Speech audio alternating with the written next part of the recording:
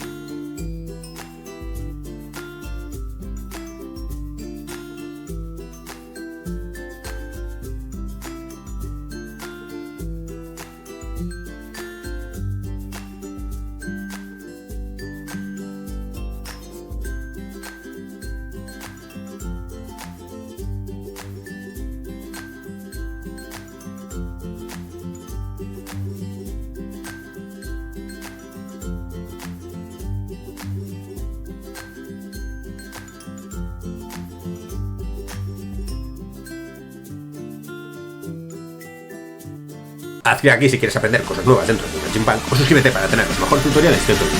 Espero que te haya servido y nos vemos en el próximo vídeo. Que vaya bien.